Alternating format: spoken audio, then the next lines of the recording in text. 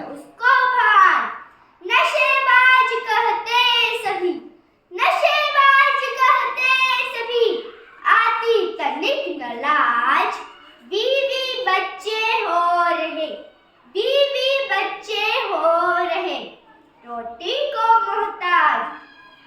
मेरी वाणी की प्रीति में आने वाले समस्त श्रोतागणों, आज मैं आपके समक्ष जिस विषय को लेकर उपस्थित हुई हूँ उसका शीर्षक है नशे से युवा पीढ़ी के जीवन में दुष्प्रभाव। नशा नशा नशा, डूब गया है इंसान, डूब गया है इंसान इस नशे के तूफान में। पता नहीं क्या मिलता है, पता नहीं क्या मिलता है दारू सिगरेट की आड़ में। किसी भी राष्ट्र का भविष्य युवाओं पर टिका होता है। अगर देश की युवा पीढ़ी ही गलत रास्ते पर जाने लगे तो निश्चित ही देश का भविष्य अंधकार में चला जाता है। युवा वर्ग में जिंदगी के हर पहलू को जीने की इच्छा होती है।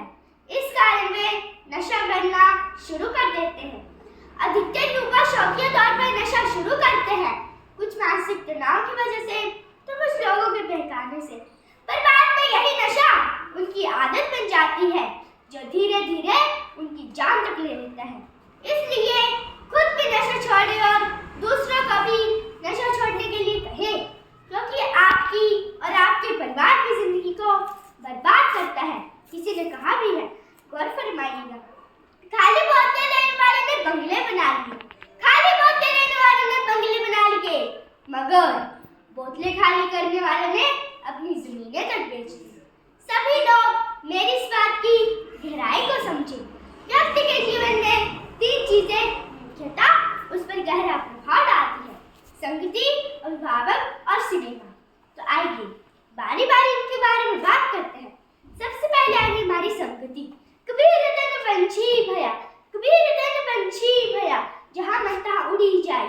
जो जैसे संगति कर, जो जैसे संगति कर, तो तैसा ही फल पाए। अर्थात कबीर दास जी कहते हैं कि यह शरीर पंछी की तरह है, जहाँ मन करता है उड़ चलता है। जो जैसी संगति में रहता है वो वैसा ही फल पाता है। बच्चा जैसी संगति में रहता है उसके गुण व अवगुण दोनों ग्रहण करता है। बच्चों, युवा व किसी भी उम्र के व्यक्ति को उसकी संगति ही बिगाड़ती है। युवा पीढ़ी के कई ऐसे दोस्त होते हैं जो नशा करते हैं और देखा देखी में वे भी नशा करने लग जाते हैं। अब दूसरे आगे हमारे अभिभावक। अभिभावक हमारे प्रथम गुरु होते हैं। जैसे माता पिता होंगे वैसे ही बच्चे। पंजाबी में कहावत भी है, जे हो जे आले और ही जे छोले। अगर घर में माता पिता नशा करेंगे तो बच्चे भी जरूर करेंगे। अगर पापा सिगरेट पीते होंगे तो बच्चे भी टैंक की सिगरेट बनाकर उनकी नकल करेंगे। टैंक से सिगरेट तक पहुंचने में उन्हें ज्यादा देर नहीं लगेगी। अगर किसी भी अभिभावक को आप नशा करने के लिए मना करो तो उनका जवाब होता है, मैं अपने पैसे से पीता, तेरे पल्ले थोड़ी पीता। अब क्या करें ऐसे अभिभावकों का?